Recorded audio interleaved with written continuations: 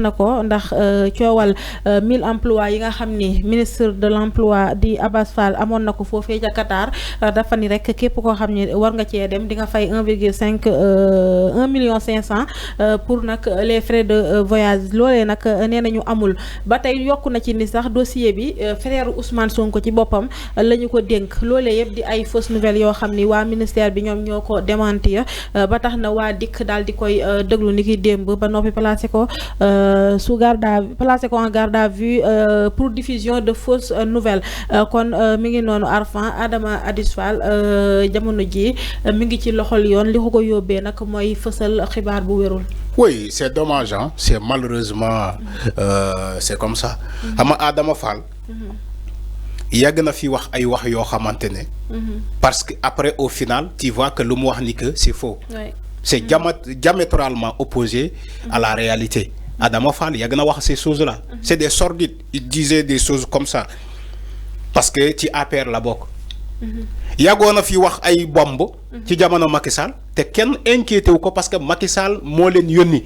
C'est les communicants du régime de Macky Sall ñoom Adama Fall ñoom Yakham Mbaye ñoom Madiambal Diagne ñoom Cheikh Yérim Seck donc ñooñu ñëpp c'est des communicants de l'ancien régime de Macky Sall te ñoom la ñuy envoyé ci plateau yi ni wax lu leen ne même am na benn chroniqueur bu ndaw buy ñëw fii ci télé bii nii di wax loo xamante ne da ngay laaj sa waaj yi nii fan la ko jege fan la ko jëlee donc loolu lu am la aujourd'hui Adama Fall wax na loolu dinaan wéy Arfan ki ngay wax ne l'État organise lépp lu muy wax l'État est en train lu ko wóor voilà ne lépp lu mu am na ci lu ko leer dama ne mooy ki ngay wax noonu waa ji ngay wax dama ne waxul dëgg parce que amul benn information alors fii Adama Fall dafa ne l'État est en train d'organiser des voyages clandestins day jëlee ay sénégalais fii di leen yóbbu Qatar te agent bu ne dafay fay lu tollu 1 million et quelque c'est ce que Adama Fall a dit nee na ay voyages clandestins te jaarale ko par le ministère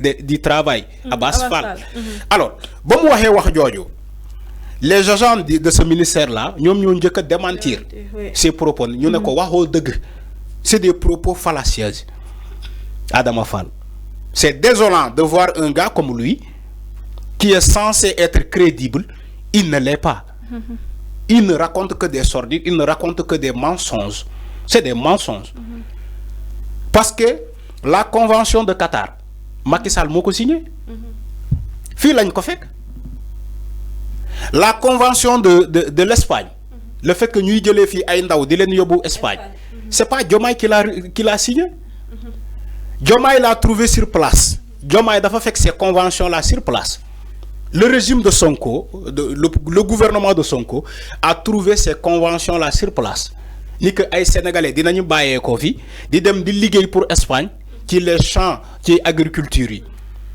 donc la convention qui a été signée aussi avec le Qatar c'est pas Diomaye qui l'a signé c'est des conventions trouvées dans les tiroirs c'est des conventions trouvées dans la table donc ñu aussi jéem a éclaircir la lanterne des sénégalais ne leen il y a des choses qui se faisaient mais au niveau interne waa APR ba ñu fi nekkoon lii xew ni Espagne feeñul woon dañ doon jël seen nit di leen yóbbu Espagne parce que ñoom ñoo nekkoon ci régime bi dañuy joxe information bi au grand jour information bu jógee rek ñoom APR ñoom ñooy jël quota yi ku nekk xool say nit nga dem bind leen pour ñu dem Espagne di fa liggéey moo tax ñii bu ñu ñëwee dañuy ne transparence moo tax ngeen gis cette vague là di dem di déposer seen dossier sénégalais dañoo jàpp ni que loolu musul am alors que loolu mu ngi am depuis bien avant des années et des années mais doxalin bi dañ ko doon nëbb sénégalais yi le régime de Macky Sall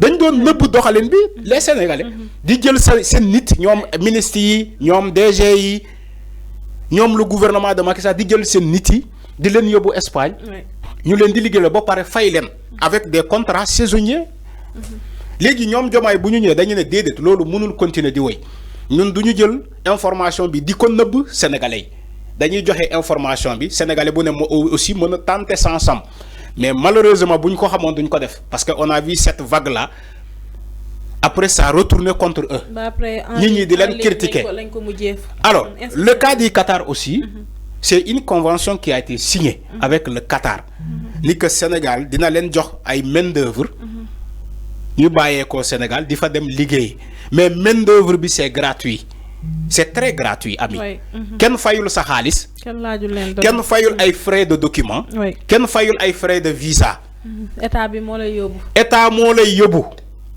boo fa demee Qatar fekk fa un agent de l'état bi leen di accueillir dugal leen mettre leen dans de bonnes conditions saytu seen contrat yi parce que aussi l'état doit protéger les jeunes sénégalais yi jógee fii di dem Qatar sénégalais yi jógee fii di dem Espagne l'état doit protéger ces jeunes là à travers ay contrats yu leer ay contrats yoo xamante ne du am comment dire njiixi jaaxa après au terme de leur contrat dinañ ñu fay leen seen xaalis bu weexatal état protéger leen ba ñu ñibbisi fii si kër gi ñu fii ci Sénégal ñu investir ko fii Sénégal mais on a demandé 0 franc musuñu laaj benn agent xaalis Adama Fall ce qu'il a dit c'est faux c'est des mensonges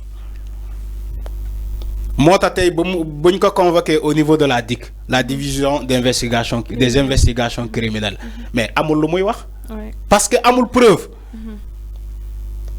nee naa la ñoom ñii di wax képp koo convoqué du fa andi preuve bu leer du mës a andi preuve parce que yoruñu benn preuve. ku ci wax nag da ngay wax ak assurance. Ils ont été toujours dans la manipulation ami. am naa preuve ci li may dans l'ancien régime de Macky Sall. ñoom ñi nekk ci pouvoir bi mu war mën nañu wax lu leen neex te kenn du leen convoqué kenn du leen jàpp. pour ñoom Macky Sall moo fi nekk ba léegi. musuñu attends. mënuñu accepter ni que ñoom musuñu accepter ni que entre temps il y a quelque chose qui a changé. musuñu ko accepter ba léegi pour ñoom c'est Macky qui est là jusqu'à présent moo tax ñoom il continue de dire des choses tellement lamenteuses ba pare ñu jàpp ni kenn du leen convoqué c'est ça un responsable quand je vois Adama Fall on me dit que c'est un responsable de Benno Bokk Yaakaar ou bien du parti pour l'Alliance pour la République mais je dis mais lii moo waral que Macky Sall a échoué ñu mel ni Adama Fall ay nit yoo xamante ne duñu wax dëgg fenn rek parce que boo demee bay yëkkati kaddu tu informes quand même la population il faut dire des choses yoo xamante ne buñ la laajee suba andi preuve nga nekk dans les conditions de comment dire de présenter ces preuves là mais tu dis des choses ñu convoqué la au niveau de la DIC on te demande des preuves tu n'es même pas capable de fournir ces preuves là mooy tu es un menteur. Tu es un menteur. Tu es un diffuseur de fausses nouvelles. C'est ce qu'il est aujourd'hui. Loolu lañ koy toppee moom Adama Fall. Un diffuseur de fausses nouvelles. Franchement, c'est écœurant et c'est désolant. C'est très désolant. Quand on est dans un pays qui s'appelle le Sénégal, des costumes cravates, des gens qui s'habillent normal, très bien même, et ba pare envahir les plateaux là, di raconter di n'importe quoi, franchement, au Sénégal, on doit bannir ces personnes-là. On doit bannir ces personnes-là. Aujourd'hui, qui peut défendre Adama Fall de ce qu'il a dit? Qui peut le défendre?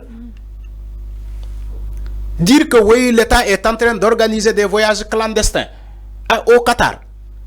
Bon, pareil, nous l'avons la preuve, nous ko andi. Maintenant, qui peut le défendre, ce Adama Fall-là? Même à vouloir le défendre, tu ne peux pas. Oui. Parce que c'est un menteur. Man Arfan tey su ma waxee loo xamante ne tey buñ ma convoqué dikk ñu laaj ma Arfan yow wax nga ka lii ak lii ci plateau bi ci émission ana say preuves mais que j'ai à mesure d'apporter des preuves maintenant su ma leeree ni que li may wax suñ ma laajee suba du ma andi ay preuves moo gën ma maanu ci wala ma noppi. Maintenant ñoom ils aiment tellement faire le buzz parce que buzz moo leen animé buzz kese buzz bad buzz lu ñuy ne bad buzz ñoom bad buzz la ñuy def ñoom Adama Fall la bad buzz la ñuy def pour que suba ñu ne oui Adama Fall a attaqué le régime il a donné une information voilà le bad buzz qu'ils font tey il est arrêté aujourd'hui il doit rendre compte de ses propos keneen ak keneen tamit bu bëgg un bad buzz boo ko waxee ci ay information bu sensible parce que l'information que Adama Fall a donné c'est tellement sensible de dire que oui le régime est en train d'organiser des voyages clandestins te di laaj agent bu nekk 1 million et que non mais ça Les Sénégalais, si nous après la suite, c'est quoi? Ouais. Ils vont dire que le régime de Diomaye, c'est un régime qui arnaque les Sénégalais. Alors que c'est faux. Ce n'est pas une bonne information que Adama Fall a donnée. Parce qu'à tout prix, il doit s'opposer. Parce qu'à tout prix, il doit être dans un plateau en train de raconter du n'importe quoi. C'est ça le Sénégal. Hein? Après, on va dire, oui, Dieu est le meilleur chroniqueur. Parce que nous avons le temps de raconter des mensonges. Après, oui, ben syndical le Bini, qui crée cérémonie, oui, Adama Fall est nommé comme meilleur chroniqueur. Voilà, Abdounger est nommé comme meilleur chroniqueur. Des gens qui racontent n'importe quoi dans ce pays. Après, on dit, oui, ils sont nommés meilleurs chroniqueurs. Sur quelle base? Sur quelle base ils sont nommés meilleurs chroniqueurs? Non, moi je ne suis pas dans ça. Moi je suis un journaliste, analyste politique. Je ne suis pas un chroniqueur. Peut-être Phil a été fait chronique. Non, man, ça n'a rien à voir avec moi. Mais sa collègue là? D'où ça ma collègue? Mana Abdounger c'est Kounoudara. Quelqu'un qui raconte des mensonges, c'est Kounoudara. Après on dit, oui, Dieu est nommé meilleur chroniqueur. Comment? Donc nous au Sénégal, on prône la médiocrité. Des gens qui racontent n'importe quoi comme Adama Fall. Après, ils se retrouvent être nommés, oui, meilleur chroniqueur. Des menteurs, comme ça. Nous, au Sénégal, nous avons fait bop. Les gens qui nomment, nous avons fait sen bop. Je ne sais pas, nous avons nommé qui aille, Dieu defna 100 views, 100 000 views, ou alors Dieu defna 30 000 views, même en racontant n'importe quoi. Après, on dit, oui, il est meilleur chroniqueur.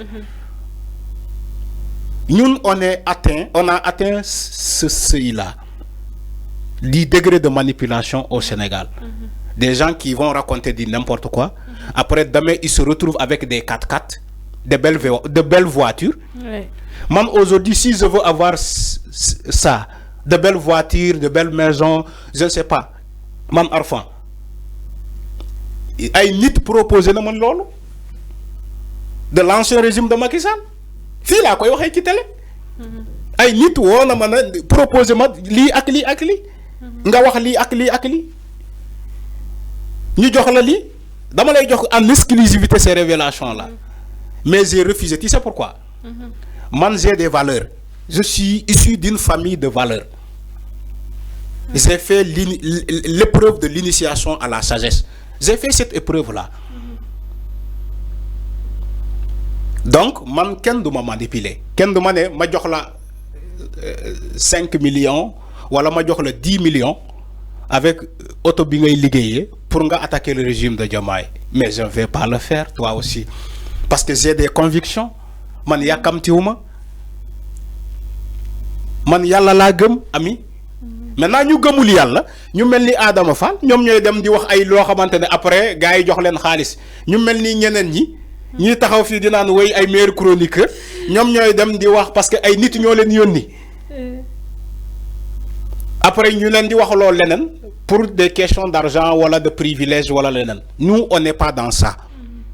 Boy wax pour sénégalais tu dois dire des choses yo xamantene sénégalais yi buñ la sétané dinañ xam ni que ki lu muy wax mengo na ak deug. Donte beaucoup de sénégalais ñu lay sétane ci plateau ñoo la ëpp xam-xam fouf ñoo la ëpp xam-xam. Mais malheureusement ñu melni Adama Fall duñ ko sóoraale ñu melni ay boy yoyu duñ ko sóoraale duñu sóoraale ni sénégalais di leen seetaan ñom ñoo leen ëpp xam-xam fouf. Donc on doit donner la bonne information aux gens. Man loolu laa gëm. mais non kon Arfan am na solo bu baax a baax yaakaar naa fi jamono ji toll moom ku muus koo xam ni bëggoon ñu tëj la ci kaso bi di nga jubal jubbanti te jubal jubbanti bokk na ci yaakaar naa joxe la bonne information nekk ci plateau yi moom di wax li la neex di joxe des informations yoo xam ni c'est fausse képp ku koy def yaakaar naa yaa ngi foye sa bopp ndax ñi nga xam ni ñoom nguur gi fi nekk ñoom fooluwuñ mi ngi noonu kon nañuy fexe ñi nga xam ni ñoom ñoo toog seeni kër jàpp seen ay télévision wala yor seen téléphone di suivre ñi nga xam ni ñoom ñoo nekk ci waxukaay yi di wax nañuy fexe ba ñooñu ñu leen di jox la bonne information bañ di leen manipuler parce que loolu moom la ñu warloo ak ñoom suñu devoir la kon ñu informer vrai et juste mi ngi noonu ñu dem ci beneen point Arfan muy scandale bu Azer bi nga xam ni itam coow li bari woon trop gannaaw bi nga xamee ni nag